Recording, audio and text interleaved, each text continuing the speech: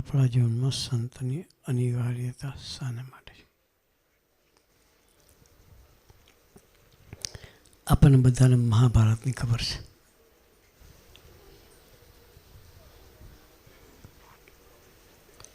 મહાભારતનું યુદ્ધ થયું.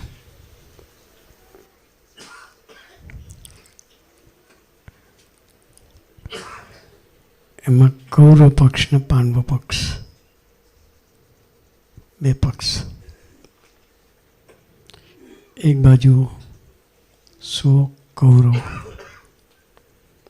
બીજી બાજુ 5 પાંડવ. વિચાર કરીએ, 100 જીતે કે 5? લૌકિક બુદ્ધિથી આપણે વિચાર કરીએ કે 100 જીતે કે 5? 5 જીતે જ નહીં કોઈ દાડો. 100 જણા હોય, 100 ને જોઈને 5 ભાગી જાય. હે 100નું ટોળું આપણે 5 જણા આવે, આપણે 5 જણા મુઠ્ઠી વાળીને ભાગી જઈએ. છતાં 5 જીત્યા અને 100 હાર્યા.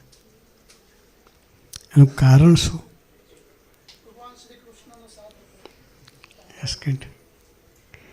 આશ્રમ મજબૂત હતો. આપણી ગુજરાતી કહેવત છે, જેને જેનો આશરો એને એની લાજ. ગુજરાતી કહેવત છે. ભગવાનનો આશરો હતો. સામાન્ય વ્યક્તિનો આશરો હોય તો મરતા સુધી એનો આશરો ન ભાવે. સામાન્ય વ્યક્તિનો આશરો હોય તો પણ એ મરતા સુધી એ આશરો નિભાવે છે. તમે કોઈને સામાન્ય મદદ કરી હોય તો મરતા સુધી ભૂલે નહીં કે એની અહેસાન મારી પર છે. ભગવાનનો આશરો રાખ્યો હોય તો 5માં દેખીને મરવાની જા. જ્યારે અર્જુન દ્રૌપદીના પેલા સ્વયંવર વખતે ગયા, વ્યક્તિ કાપડી બેસ્યા હતા.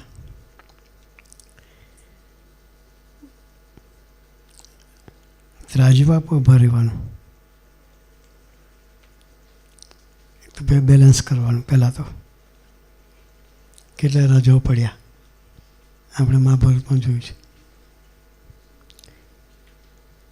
અર્જુન ચડી તો ગયા, બેલેન્સ કર્યું, પણ નીચે પાણીમાં જોઈને માછલી વીંધવાની હતી. ઉપર જોવાનું નહોતું, માછલી ઉપર હતી, જોવાનું પાણીમાં અને માછલી પાડવાની.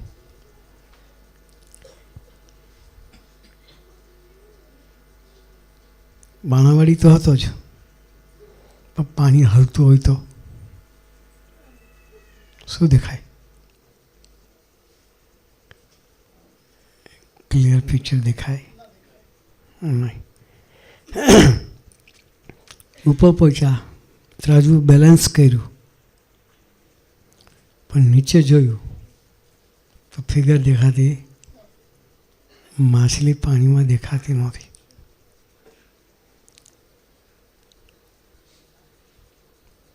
પછી કોણ યાદ આવે? કૃષ્ણ યાદ આવ્યા.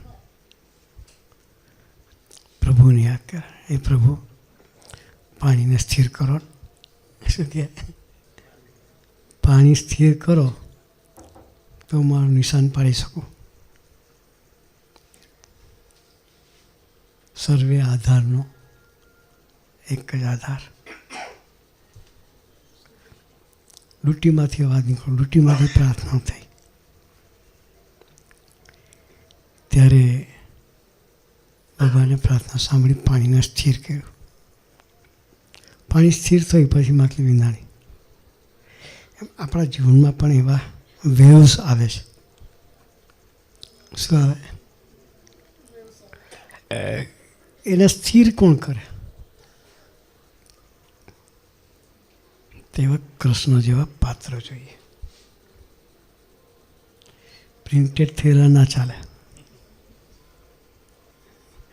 પ્રિન્ટ થયેલો સૂર્ય હોય તો અંધારું જોવાનું નથી. રાતે પ્રિન્ટ મૂકી દીધી સૂર્યની જાય તો સવારે ઉગે ત્યારે જ અંધારું જાય. ભૂખ લાગી, પ્રિન્ટેડ સારામાં સારી ડીશ બનાવીને આપણને આપી દે, જોવાથી ભૂખ ભાંગશે. થોડુંક હશે વાડકીમાં, ખાઈશું તો આ ભૂખ ભાંગશે. ગમે તે મોટી થાળી છે પ્રિન્ટેડ, આપણે કામની નથી.